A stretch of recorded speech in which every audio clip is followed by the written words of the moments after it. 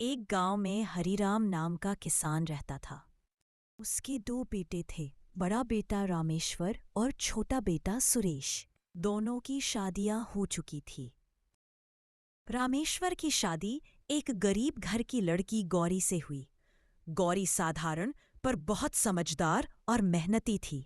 वह घर का हर काम खुद करती, सबका सम्मान करती और जो भी थोड़ा बहुत अनाज या पैसा घर में आता उसे बड़ी सावधानी से संभालती। दूसरी ओर सुरेश की शादी एक अमीर घर की लड़की लता से हुई। लता का स्वभाव थोड़ा अलग था। उसे महंगे कपड़े, गहने और आराम की आदत थी।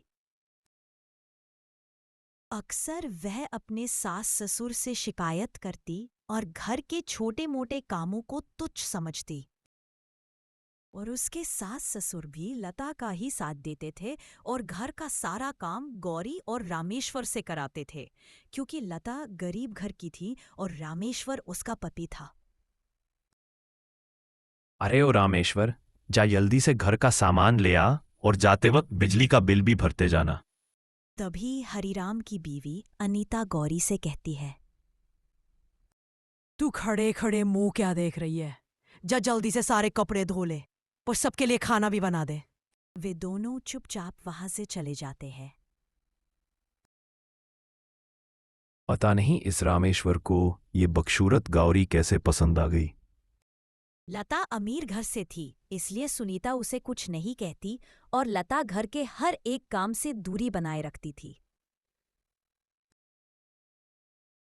लता दिन भर सिर्फ फोन चलाती थी और अपनी देवरानी गौरी को ताना मारती रहती थी। गौरी सुबह से लेकर शाम तक बस काम करती रहती थी। इसी तरह एक दिन गौरी शाम तक काम करते करते थक जाती है और बीमार पड़ जाने के कारण वह आराम करने के लिए लेट जाती है। तभी सुनीता वहां आ जाती है और कहती है, अरे ओ गौरी, घर में कितना सारा काम पड़ा है और तू यहाँ मजे से सो रही है। अभी तो सबके लिए सब्जी बनाना बाकी है। जा जल्दी से बना दे जाके।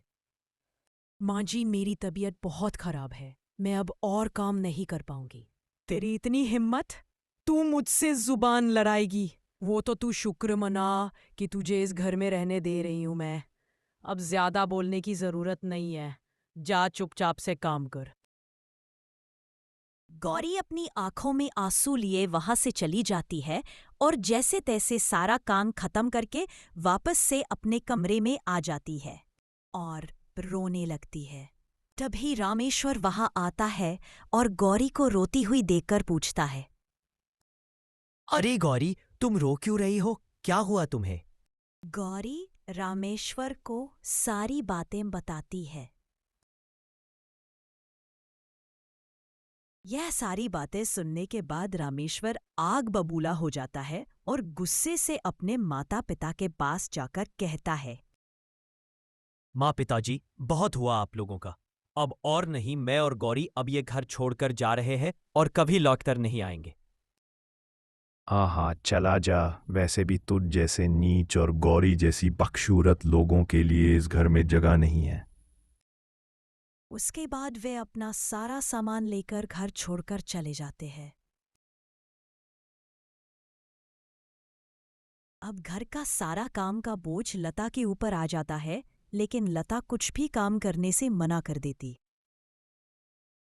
और रही बात सुनीता की, तो वो तो बुढ़ापे की वजह से कुछ कर नहीं पाती। अब रोज घर के लोग भूखे रहते थे, लता को ना चाहते हुए भी जबरदस्ती काम करने पड़ते थे।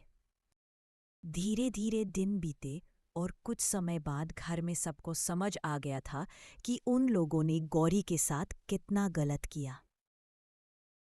ए जी, हमने गौरी के साथ कितना गलत किया है। हाँ, तुम सही कह रही हो। काश हम रमेश्वर और गौरी से माफी मांग पाते। इसी तरह वे अपने बेटे और बहू की राह देखते रहते हैं, लेकिन वे लोग कभी लौटकर नहीं आते और घर के सारे लोगों को अपने किए पे पछतावा होता है।